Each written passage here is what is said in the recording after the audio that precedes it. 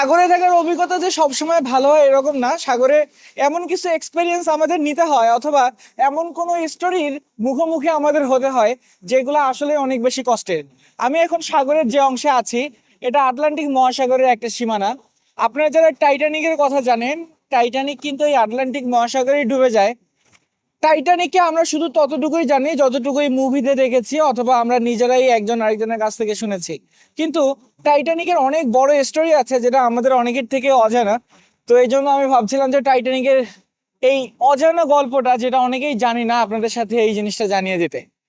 Titanic যখন তৈরি করা হয়, আপনারা তো জানেন, একে বলে দেওয়া হয়েছিল যে এটা আনসিঙ্কেবল একটা শিপ, মানে টাইটানিকে নাকি কখনোই ডুবানো যাবে না।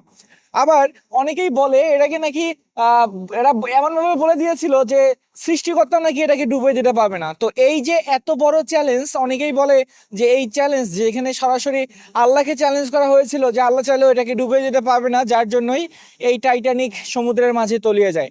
হ্যাঁ, টাইটানিককে এমন ভাবে ডিজাইন করা হয়েছিল যে টাইটানিকে বানাতে সময় লেগেছিল ঠিক 3 বছর। যেদিন থেকে টাইটানিক বানানো শুরু হয়েছে সেদিন থেকে 3 বছর সময় নিয়ে টাইটানিকের কনস্ট্রাকশনটা কমপ্লিট করে। এই যে 3 বছর যখন টাইটানিক এই যে একটা ম্যানুফ্যাকচারের মধ্যে ছিল অথবা শিপইয়ার্ডে ছিল, এই 3 বছর যারা রিসার্চার ছিল, যারা গবেষক ছিল, তারা সবাই গবেষণা করে টাইটানিককে এমন একটা কাঠামোতে ডিজাইন করে যেটা তৎকালীন সময়ে সর্বাধুনিক প্রযুক্তি ছিল।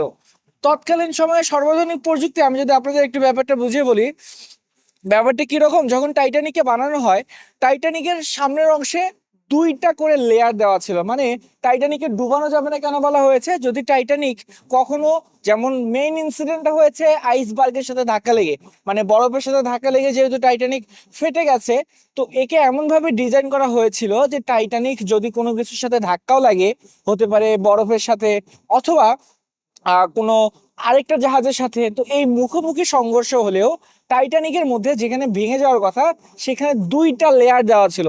মানে বাইরের দেয়ালটা যদি ভেঙেও যায়, ভিতরে যদি পানিও চলে আসে, তারপরেও আরেকটা লেয়ার ছিল। আর একসাথে 2টা লেয়ার ভাঙা তো প্রায় ইম্পসিবল, এটা তো ধরে নেওয়াই যায়। তাহলে আসলে কেন টাইটানিক এভাবে ডুবে গিয়েছিল? আসলে টাইটানিক যেদিন ডুবে যায় সেদিন কি হয়েছিল, আর টাইটানিকে ঠিক কতজন লোক মারা গেছে, আর কেন এতজন লোকের প্রাণহানি ঘটলো, এই জিনিসগুলো যদি আপনারা গুগল করেন তাও আপনারা জানতে পারবেন, অথবা যদি আপনারা চ্যাট জিপিটি কে জিজ্ঞেস করেন তাহলে সেখানেও আপনি এটা নিয়ে অনেক বেশি ইনফরমেশন পাবেন। তবু আমি আপনাদের জানানোর জন্য বলি, টাইটানিক যেদিন প্রথম যাত্রা শুরু করে সেদিন যাত্রা শুরু করেছিল ইংল্যান্ড থেকে আমেরিকা যাওয়ার জন্য। তো এই ইংল্যান্ড থেকে আমেরিকা যাওয়ার জন্য, যেহেতু তার এটা প্রথম যাত্রা ছিল, টাইটানিকের যে মেইন কোম্পানি ছিল তারা ক্যাপ্টেনকে বারবার ফোর্স করছিল যেন টাইটানিককে যত দ্রুত সম্ভব ইংল্যান্ড থেকে আমেরিকায় পৌঁছে নেওয়া যায়। তার কারণ তারা তো মার্কেটিংও করতে হবে, হ্যাঁ আমাদের জাহাজ আনসিঙ্কেবল, জাহাজ যেমন ডোবে না তেমন আমাদের জাহাজের স্পিড সব থেকে বেশি, আমাদের জাহাজ এত কম সময় এখানে পৌঁছে যায়। এজন্য তারা ক্যাপ্টেনকে অনেক বেশি প্রেসার দিচ্ছিল যেন ক্যাপ্টেন কোনোভাবেই টাইটানিকের স্পিডকে না কমিয়ে নেয়। এই যে টাইটানিকের স্পিডকে যে না কমিয়ে নিতে বলছিল, এই জন্য ক্যাপ্টেন কি করছিল, আইসবার্গ এইগুলোকে এত বেশি কেয়ার না করে, যেহেতু এখানে এত বেশি উন্নত প্রযুক্তি ব্যবহার করা হয়েছে, তো ক্যাপ্টেন এখানে ধরে নিয়েছিল যে আইসবার্গ থাকলো আর কি থাকলো, এখানে তেমন কোনো সমস্যা হবে না। তো যেই দিন আসল ঘটনা ঘটে, সেই দিন টাইটানিক যে জায়গা দিয়ে ফলো করে ঠিক তার আগে আরেকটা জাহাজ পাস করে যাচ্ছিল। তো ওই জাহাজ যখন সামনে এত বেশি আইসবার্গ, আইসবার্গ মানে কি, সমুদ্রের পানি যখন বেশি ঠান্ডা হয় সেখানে পানি জমে বড় বড় বরফে পরিণত হয়। বড় বড় মানে বরফের একটা করে পাহাড় বলতে পারেন সমুদ্রের মাঝে, যে বিশাল বড় বড় বরফ ভেসে যাচ্ছে। তো এই যে বরফগুলো যখন ভেসে যায়, তখন টাইটানিকের সামনে দিয়ে আরেকটা যে জাহাজ যাচ্ছিল, সে ভেবে নিয়েছিল যে না, এই পসিবল, এই এই অবস্থায় জাহাজকে চালিয়ে নেওয়া সম্ভব না।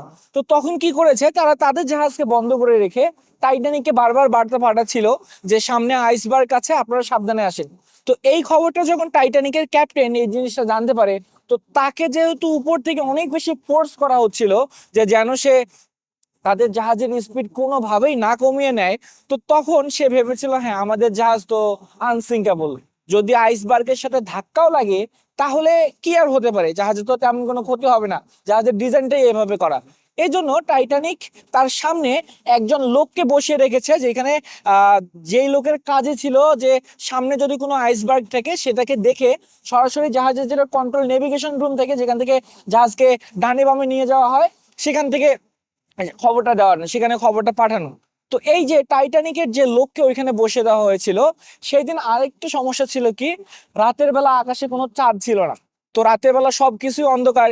আবার টাইটানিকে যেহেতু বলেছি পানি জমে বরফে পরিণত হচ্ছিল, তো এই জায়গাটা অনেক বেশি ঠান্ডা ছিল। তো টাইটানিক যখন এত বেশি পরিমাণে একটা ঠান্ডা জায়গার মধ্যে দিয়ে যাচ্ছিল, তো সেখানে থেকে যে লোকগুলোকে পাহারায় বসিয়ে দেওয়া হয়েছে তারা আর এটাকে ভালোভাবে দেখতে পারেনি। প্রথমেই চাঁদের ছিল না, রাতের বেলা বাইরে কোনো আলো ছিল না, এই জন্য ভিজিবিলিটি কম, মানে সামনে যদি কোনো আইসবার্গ থেকে সেটাও বোঝা যাচ্ছিল না। আর তার মধ্যে এত বেশি পরিমাণে ঠান্ডা বাতাস। এখন আমার দিকে একটু তাকান, তাহলে বুঝতে পারবেন। এই যে আমার চুলগুলোর দিকে যেহেতু বুঝতে পারছেন যে এখানে বাতাস কত বেশি, আমার মাইক্রোফোনকে অনেক বেশি স্ট্রাগল করতে হচ্ছে। তো আমি আমার সামনে তাও এখন সাপোর্ট আছে, এই যে কন্টেনার যেগুলো দেখছেন, এই কন্টেনারের জন্য বাতাস আমাকে ধাক্কা দিতে পারছে না। তো এই সাপোর্ট ছাড়া যদি টাইটানিকের ওখানে এত বেশি ঠান্ডা পরিমাণ ঠান্ডা আবহাওয়া থাকে, যেখানে পানি জমে বরফে পরিণত হয়, তো তার জন্য সামনে তাকিয়ে থাকা কন্টিনিউ, এটা কত বেশি চ্যালেঞ্জের মধ্যে ছিল আপনি চিন্তা করেন।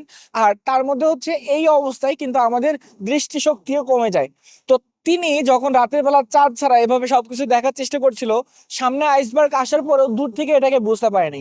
তো যতক্ষণ আইসবার্গ তাদের খুব কাছাকাছি চলে এসেছে, এই জিনিসটা দেখার সাথে সাথেই সেই লোক জাহাজের যে নেভিগেশন রুম ছিল, সেই নেভিগেশন রুমে খুব দ্রুত সংবাদ পাঠায় যে সামনে আইসবার্গ আছে, এটাকে দেখে সাবধানে বাম থেকে ডানের দিকে নেন।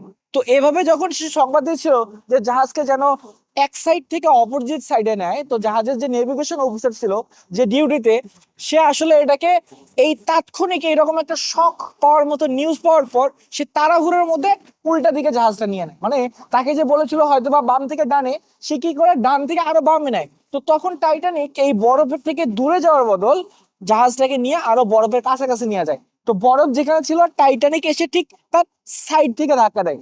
তো টাইটানিকের যে আমি বললাম যে ডাবল লেয়ার ছিল, এই ডাবল লেয়ারের সুরক্ষাগুলো কিরকম, যদি একটা অংশ ভেঙে যায় তাহলে ভিতরে আরেকটা অংশ সাপোর্টে থাকবে, কিন্তু সেটা হচ্ছে শুধু সব দিকের অংশে, মানে সামনের কয়েকটা জায়গায় কিছু অংশ বাকি রেখে এই ডিজাইনটা করা হয়েছিল, তার কারণ সামনের ওই জায়গায় তেমন কোনো সংঘর্ষ ঘটে না। আর যদি ওনারা এমন ভাবে ডিজাইন করেছিল যে যদি কখনো এই ডাবল বটম, যেটা আমি যেটা বলছি ডাবল লেয়ার, এটাও যদি ভেঙে যায়, তাহলে তার ভিতরে ওরা ওয়াটার টাইট কম্পার্টমেন্ট করে রেখেছিল, মানে যেখান থেকে ভাঙবে পানি ভিতরে শুধু অল্প কিছু জায়গার মধ্যে ঢুকে আর বেশি দূর জায়গায় আসতে পারবে না। তো এইভাবে জাহাজকে কয়েকটা অংশে ভাগ করা হয়েছিল। তো যে অংশগুলোতে ভাগ করা হয়েছিল তাদের মধ্যে যদি একটা জায়গা দিয়ে পানি ঢোকে তাহলে তো কোনো সমস্যাই নাই। ইভেন যদি একসাথে চারটা জায়গাও ভেঙে যায়, চারটা জায়গার মধ্যে দিয়েও যদি পানি ঢোকে, তবুও জাহাজ অক্ষত অবস্থায় এমন ভাবে থাকবে যে জাহাজের কিছুই হয়নি। তো এখন এই জিনিসগুলোর জন্য তারা তো বলে দিয়েছে যে টাইটানিক হচ্ছে আনসিঙ্কেবল। তো তখন কি হয়, এই জাহাজ এমন ভাবে আইসবার্গের সাথে ধাক্কা লাগে, যেখানে ক্যাপাবিলিটি ছিল চারটা জায়গা যদি পর্যন্ত পানি ঢোকে তাও জাহাজ স্টেবল থাকবে, কিন্তু যেহেতু এরা এভাবে হয়তো বা আল্লাহকে চ্যালেঞ্জ করেছিল, সেজন্য একসাথে ছয়টা কম্পার্টমেন্টের ভিতরে পানি ঢুকে যায়। তো যখন ছয়টা কম্পার্টমেন্টের ভিতরে পানি ঢোকে, তাড়াহুড়া করে জাহাজের যে ক্যাপ্টেন ছিল সে জাহাজের সব রকমের ডিজাইন, যত স্ট্রাকচারাল যত কিছু আছে সব হিসাব করে দেখে যে টাইটানিককে আর ডোবানো থেকে বাঁচানো কোনোভাবেই পসিবল না। এখন টাইটানিককে বানানো নিয়ে তার যারা ডিজাইনার ছিল, শিপ বিল্ডার ছিল, তারা এত বেশি পরিমাণে ওভার কনফিডেন্স ছিল যে জাহাজে যদিও ক্রু আর সব সহ জাহাজে যারা যাত্রী ছিল, যাত্রী প্লাস যারা জাহাজের অফিসিয়ালস, মানে ধরেন ইঞ্জিনিয়ার, অফিসার, ক্রু, এরকম যারা ছিল, তারা সব মিলে অলমোস্ট 2400 জনের বেশি মানুষ ওই জাহাজে ছিল, কিন্তু জাহাজে যে ক্যাপাসিটি ছিল সেই ক্যাপাসিটির তুলনায় অনেক কম, অলমোস্ট 50%। জাহাজে এই যে লাইফ বোট ছিল, লাইফ বোটের ক্যাপাসিটি 50% বলছি, মানে যদি জাহাজ ডুবে যায় তাহলে শুধুমাত্র 50% লোক তাদের জীবন এই লাইফ বোটে করে বাঁচিয়ে নিতে পারবে। এখন এই জিনিসটা কেন করা হয়েছিল? তারা ধরে নিয়েছিল যে টাইটানিক আর কোনোভাবে ডুবানো সম্ভব না, তো এগুলো তো দেওয়াতেই বেকার। তো যখন ক্যাপ্টেন এই জিনিসটা বুঝতে পারে যে তাদের জাহাজ আসলে ডুবে যাবে, তো তখন তারা তাড়াহুড়ো করে জাহাজের যারা যাত্রী ছিল তাদের বাচ্চাদের আর মহিলাদের প্রায়োরিটি দিয়ে জাহাজ থেকে এই লাইফ বোটে, আমি আমাদের জাহাজের লাইফ বোটে দেখিয়ে দেই। এই যে জিনিসটা দেখছেন, এটা আমাদের জাহাজের লাইফ বোট। তো টাইটানিকের এরকম লাইফ বোট ছিল 20টা। তো এই লাইফ বোট গুলোতে করে তাদের যে যাত্রী ছিল তাদেরকে নামানোর চেষ্টা করে। এই যে লাইফ বোট গুলোতে করে তাদেরকে যখন নামানোর চেষ্টা করে, একটা করে লাইফ বোটের ক্যাপাসিটি ছিল 65 জন করে। এখন এই যে 65 জন করে ক্যাপাসিটি ছিল, যারা যাত্রী ছিল তারাও এত হাসি তামাশার মধ্যে ছিল, টাইটানিক আবার ডুবে যাবে, এটা আবার সম্ভব? তো এই যে 65 জনের ক্যাপাসিটি, শুধুমাত্র 20 জন 25 জন করে এই লাইফ বোটে ওঠা শুরু করছিল। মানে প্রথম অবস্থায় যে লাইফ বোট গুলোকে নামানো হয়েছে সেখানে একসাথে 25 জনের 65 জনের ক্যাপাসিটি থাকার পরেও 20-25 জনের বেশি মানুষ উঠছিল না। তার কারণ তারা ওভার কনফিডেন্স ছিল যে টাইটানিককে কোনোভাবে ডোবানো সম্ভব না। এখন যখন টাইটানিক সত্যি সত্যি এই 6টা লেয়ারে পানি ঢুকে যায়, তখন টাইটানিকের জাহাজটা আস্তে আস্তে টিল্ট হওয়া শুরু হয়। তো যখন এইভাবে টিল্ট হওয়া শুরু হয়, মানে জাহাজ তো সোজা থেকে মাথাটার পানির নিচে তলিয়ে যাওয়া শুরু করে আস্তে আস্তে, তো তখন তো এইদিকে খুব বড় ঝামেলার মধ্যে পড়া হয়েছিল। এইখানে সবাই মানুষ পাগলের মতো এখন জাহাজে ওঠাটা, লাইফ বোটে ওঠার জন্য চেষ্টা করে, কিন্তু তৎক্ষণাৎ তো অনেক বেশি দেরি হয়ে গেছে। এইদিকে জাহাজের অফিসার ইঞ্জিনিয়ারে কি করছিল, যারা জাহাজের অফিসার ছিল তারা আশেপাশে থেকে সমস্ত জাহাজে এখানে মানে তাদের ডিস্ট্রেস সিগন্যাল পাঠাচ্ছিল। ডিস্ট্রেস সিগন্যালটা কি? ডিস্ট্রেস সিগন্যাল হচ্ছে যখন জাহাজ ডুবে যায় অথবা প্রাণ নাশের ঝুঁকি থাকে, তখন জাহাজকে এই যে এখানে তাদেরকে উদ্ধার করার জন্য স্যাটেলাইটের মাধ্যমে তাদের যে অফিসিয়াল থাকে সেখানে, অথবা কোস্ট গার্ডকে, অথবা আশেপাশে থাকা যে জাহাজগুলো থাকে তাদেরকে সিগন্যাল পাঠায় যে আমাদের জাহাজ ডুবে যাচ্ছে, আমাদেরকে বাঁচাতে চলে আসুন। তো এই খবরটা যখন পাঠাচ্ছিল, তখন এই খবরটা পাঠানো ছাড়াও তাদের যে রেডিও ছিল, তাদের সাথে কিছু রেডিও থেকে যে রেডিওর মাধ্যমে একটা খবর পাঠানো যায়, যেটা আশেপাশে থাকা এই জাহাজগুলো বুঝতে পারে। টাইটানিকের আশেপাশে কিন্তু তখন ঠিকই অনেক জাহাজ ছিল। তো টাইটানিকের থেকে তারা যখন এরকমের খবরগুলো পায় যে টাইটানিক আসলে ডুবে যাচ্ছে, তো তাদের এই এত বেশি পরিমাণে যাত্রী, এত বেশি পরিমাণে জাহাজ, তাদেরকে উদ্ধার করতে যাওয়াও তো অনেক বেশি চ্যালেঞ্জিং। তো তারা ভেবেছিল যে হ্যাঁ, এখানে আশেপাশে থাকা জাহাজগুলো, এরা ভেবেছিল যে হ্যাঁ, এখানে তো অনেক জাহাজ আছে, আমি কেন যাব, আমি যদি না যাই আরেকজন ঠিকই যাবে, ঠিকই টাইটানিককে উদ্ধার করবে। আর টাইটানিক যে বড়, এটা তো আসলে ডুবে যাবে, এটা তো কখনো পসিবল না। তো এই জন্য আশেপাশে থাকা জাহাজগুলো তাদের এই ডিস্ট্রেস সিগন্যাল বা তাদের যে জীবন বাঁচানোর যে আকুতি, এটাকে তারা রিজেক্ট করে চলে যায়। ঠিক টাইটানিক থেকে 100 কিলোমিটারের বেশি দূরত্বে আরেকটা জাহাজ ছিল, যেটার নাম হচ্ছে আরএমএস কার্পেথিয়া। এই আরএমএস কার্পেথিয়ার গল্প কিন্তু কেউ জানে না, তার কারণ এটাকে নিয়ে কারো তেমন কোনো মাথা ব্যথা নেই। মানুষ শুধু উপকার পেলেই সাথে সাথে এটাকে ভুলে যাওয়া মানুষের স্বভাব।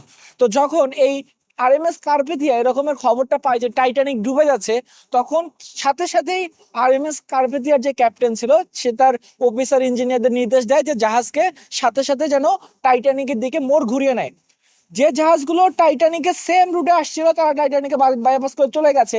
আর আরএমএস কার্পেথিয়া টাইটানিক যাচ্ছিল এইদিকে, কার্পেথিয়া আসছিল ঠিক উল্টা দিকে। যদি টাইটানিক এদিকে যায়, কার্পেথিয়া যাচ্ছিল ঠিক তার অপোজিট দিকে। তো এই খবরটা পাওয়ার পরেও কার্পেথিয়া তার জাহাজকে ঘুরিয়ে নিয়ে টাইটানিকের দিকে চলে আসে। তো যতক্ষণে টাইটানিক দিকে আরএমএস কার্পেথিয়া চলে আসছিল, ততক্ষণে কিন্তু অনেক দেরি হয়ে গেছে। তার কারণ এই যে জাহাজ তো অলরেডি ডোবা শুরু হয়ে গেছে, অনেক বেশিরভাগ অংশই তলিয়ে গেছে। যারা লাইফ বোট নিয়ে নিচে নামতে পেরেছিল তারা তো নামতে পেরেছে, আর যারা পারে নাই, যারা পানিতে লাফ দিয়েছিল, সাঁতার কেটে বাঁচার চেষ্টা করছিল, পানির তাপমাত্রা ছিল -2 ডিগ্রি, যেখানে 0 ডিগ্রিতে পানি জমে বরফে পরিণত হয়। এই যে -2 ডিগ্রি সেলসিয়াস তাপমাত্রায় জাহাজের যে কয়েকজন যাত্রী ছিল তারা হাইপোথার্মিয়া অথবা ঠান্ডায় তারা নিজেদের জীবন সেখানে হারিয়ে ফেলে। তো এই খবরটার পরে আমাদের কিন্তু অনেক বেশি রুলস রেগুলেশনের চেঞ্জ আসে। এই যে আমাদের অ্যাপুলেটে যে আপনি পার্পেল স্টেপটা দেখছেন, এই যে এটা আমি এর আগেও আপনাদের বলেছি, পরে দরকার আপনাদের আবার এটা নিয়ে ডিটেলস বলবো, এটারও অনেক স্টোরি আছে। এটাও এই পার্পেল স্টেপটাও দেওয়া হয়েছে এই টাইটানিকের ঘটনার পর। তো এই যখন তারা উদ্ধার করতে আসে, আসার পর দেখে যে অনেক লোকই মারা গেছে, আর যে কয়েকজন ছিল তাদেরকে সেখানে উদ্ধার করা সম্ভব হয়েছিল। এখন এত কিছুর পরেও টাইটানিকের ক্যাপ্টেনের কি হয়?